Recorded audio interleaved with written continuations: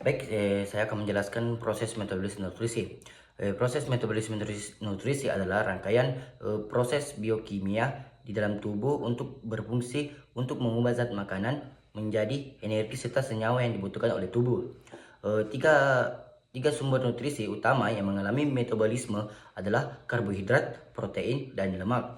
Kegiatan ketiganya ini saling berhubungan dan bermuara pada pembentukan energi dalam bentuk ATP.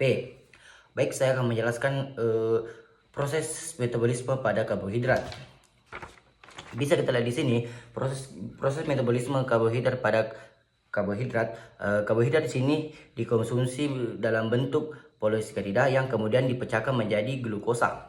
Glukosa masuk ke dalam proses glikolisis, dan pada glikolisis glukosa diubah menjadi gliserid dan kemudian menjadi piruvat, dan piruvat selanjutnya menjadi asetil COHA. Senyawa tersebut kemudian digunakan dalam rantai transportat elektron dan porositas oksidatif dan menghasilkan energi atau ATP. Keduanya, proses metabolisme pada protein. Protein dicerna menjadi asam amino.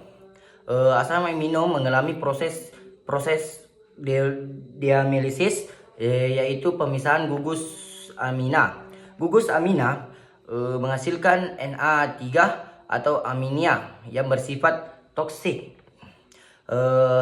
Aminomia diubah menjadi urea di hati dan dikeluarkan melalui urin, dan sisa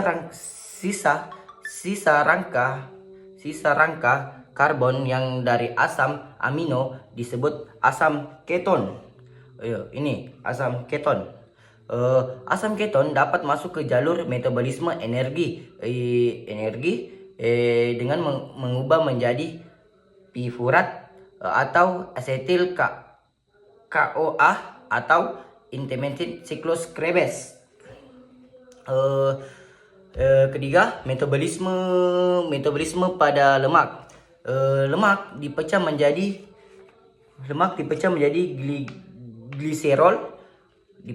gliserol dan asam lemak.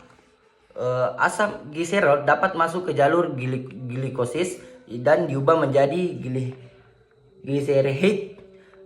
Asam lemak mengalami proses beta oksidasis menghasilkan asetil CoA. Asetil CoA kemudian masuk ke siklus Krebs, dan hasil akhir yang ditapakkan menuju rantai transportat elektron untuk menghasilkan ATP.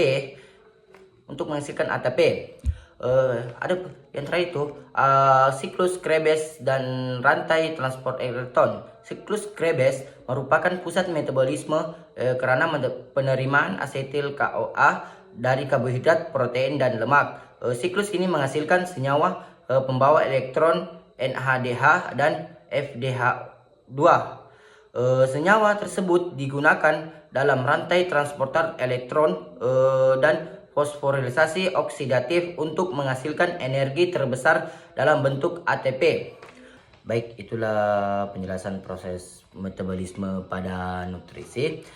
Saya Muhammad Duradillah dengan NIM 23011-2006, program studi peternakan Fakultas Pertanian Universitas Muhammadiyah Senjai.